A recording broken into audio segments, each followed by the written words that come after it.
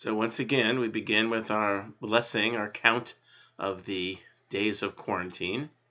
Baruch atah Adonai Eloheinu melech haolam, haoneh be'et tzara. Praise are you, Adonai, our God, ruler of the universe, the one who answers us in our time of crisis. Yom Shemona Asar Yom, Shehem Shnei Shavot v'Arba Yamim Laseger. This is the 18th day, making 2 weeks and 4 days of our quarantine. And we say, Baruch atah Adonai Eloheinu melech haolam, asher kedishanu b'mitzvotav v'tzivanu la'asok b'divrei Torah. Praise you, Lord our God, ruler of the universe, who commands us to busy ourselves with the study of Torah. I want to talk a little bit today about the 10 plagues. Well, I think there's 10 plagues. The Haggadah is not real clear about how many plagues there are. We talked the other day about the 4 cups, and there were really supposed to be 5 cups, and each one represents 2 plagues according to the Haggadah. But then if 10 plagues are the finger of God, and then at the Red Sea they saw the hand of God, that means that you have 10 plagues times 5 is 50 plagues, or maybe it was 250 plagues, or maybe it was 500 plagues. The Midrash goes all crazy over the number of plagues. But we know the 10. In fact, we know the 10 really, really well. I could ask you the question, do you know the 10 plagues in order? Can you recite them in order? It depends on how you're paying attention when we read the Haggadah. And the plagues come in 3 groups. There's the first 3 plagues, which happen to all people. It happened to all the people who lived, both Jews and non-Jews, had a struggle with it in Egypt. And at the end of that time, the magicians said to Pharaoh, "This is clearly the finger of God. You are in the presence of something that is much bigger than just magicians can do." And then there's the second group that applied to Egypt only. They were plagues that happened to Egyptians, and for a variety of reasons, the Israelites who were living in a separate area were spared from these plagues. And at the end of these plagues, Pharaoh actually says to Moses, you're right, that I am a sinner here. I've not been obeying what God wants me to do.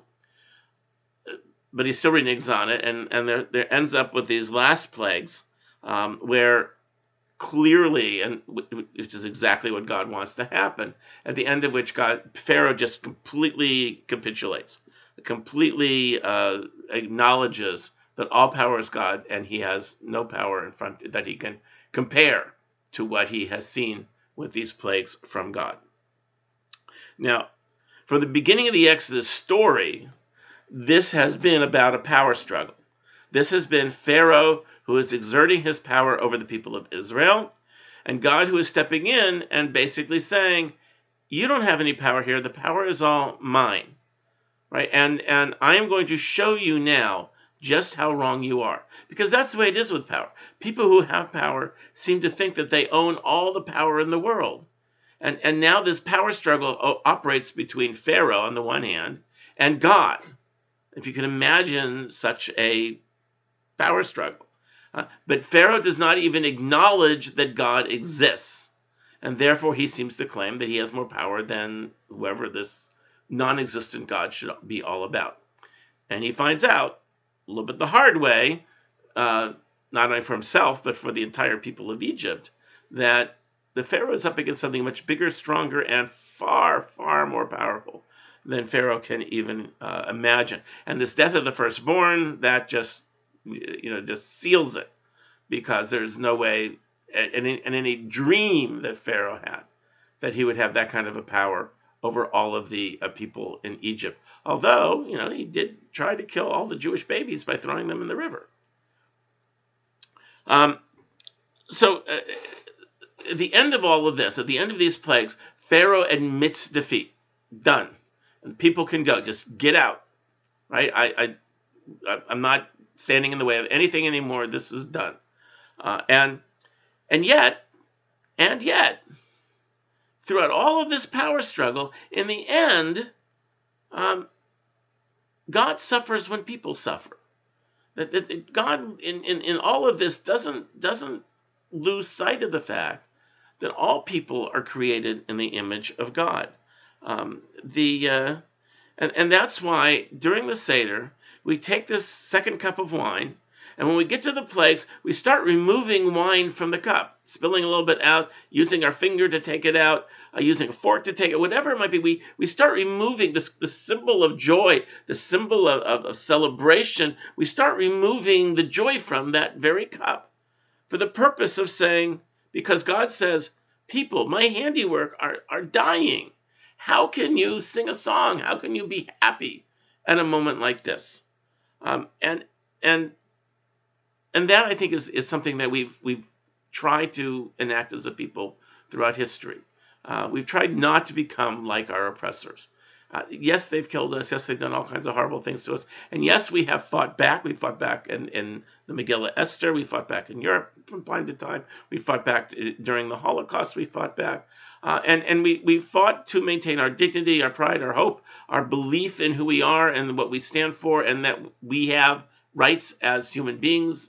And we've been prepared to fight for all of that. The Israeli Defense Forces literally believes that every day, that they are fighting for the preservation of the state of Israel and for the Jewish people. But still, we don't turn around when we do win and take vengeance on our oppressors. And that is something that has been a hallmark of Judaism through it all. It's done. It's over. We're out. We're away. We're glad to be away.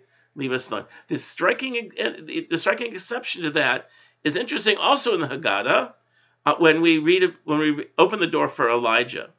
We actually ask Elijah to take vengeance upon those who oppress us. And that is so striking because it doesn't appear anywhere else.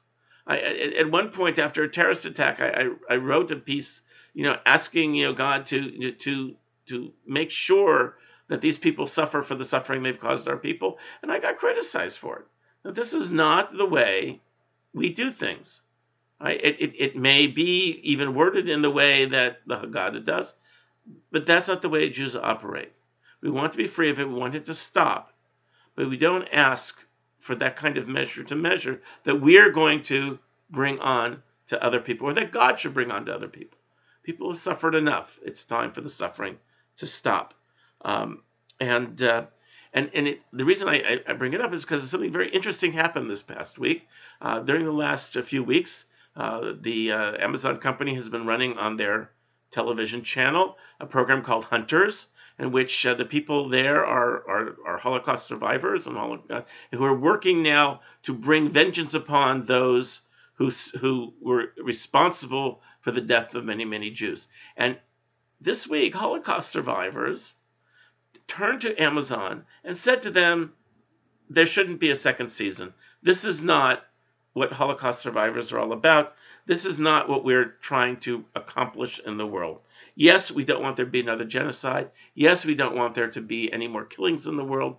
But no, we're not looking to exact our vengeance on other people. We want justice, but we're not ready to exact vengeance on them. And there shouldn't be a second season promoting that.